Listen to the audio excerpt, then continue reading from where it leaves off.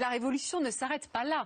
Demain, c'est au tour des objets d'être connectés. Ces appareils, ce sont malgré tout des micros installés de façon permanente à domicile. On est entouré de produits connectés. Il y en aura entre 50 et 80 milliards en 2020, c'est-à-dire demain.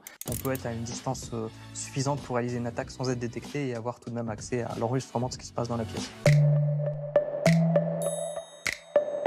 Il est clair que les objets connectés sont aussi là pour nous espionner.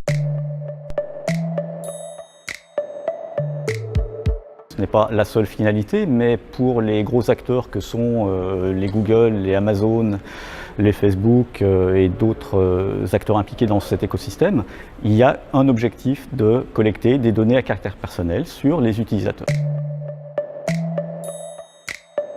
Le téléphone portable est effectivement l'un des principaux vecteurs de collecte d'informations personnelles. Ils vont avoir des informations à la fois sur nos centres d'intérêt, via les applications que l'on a installées sur son smartphone. Il y a aussi des applications extrêmement intrusives en termes de localisation. En particulier, c'est le cas des assistants personnels. Google Assistant, par exemple, sont des applications qui collectent en permanence votre localisation.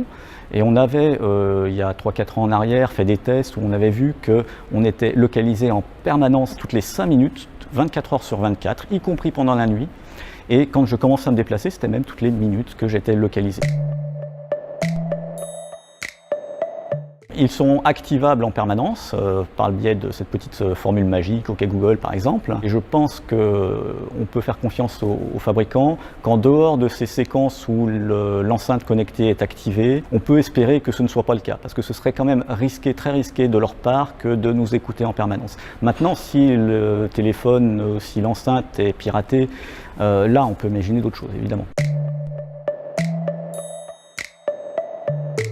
Les aspirateurs sont devenus tellement perfectionnés que certains d'entre eux sont même capables de cartographier mon habitat. On peut penser que ces informations, la cartographie de l'habitat va être échangée avec ces acteurs, d'autant plus que derrière, on va pouvoir par exemple, calculer la surface de l'appartement. Quand on est dans un quartier très recherché, ce sont des informations qui vont permettre très facilement d'avoir des informations sur la classe socio-professionnelle de la famille. Ça participe à cette collecte d'informations pour profiler, pour avoir une image très précise des différentes personnes. 2 ans en arrière, la CNIL a identifié des problèmes majeurs de sécurité sur certaines des peluches de Noël. Certaines d'entre elles manquaient complètement de sécurité. Il était très facile pour quelqu'un à proximité d'écouter les communications, le dialogue entre l'enfant et la peluche. Et ça pose des problèmes majeurs puisque ce sont des informations relatives à des personnes vulnérables. Ces peluches ont été très rapidement retirées du marché. Il faut faire très attention effectivement à ce type d'objet, parce que l'objectif premier des fabricants est surtout d'ajouter des fonctionnalités à ces objets, plus que de travailler sur la sécurité de ces objets. S'il y a une attaque, on peut potentiellement prendre le contrôle de ces objets. Ce sont des objets qui, comme je l'ai dit, sont en général très vulnérables d'un point de vue sécurité. Ils n'ont, pour beaucoup d'entre eux, pas été pensés avec comme objectif d'apporter une sécurité solide. Et donc, on peut s'exposer à ce type de problème.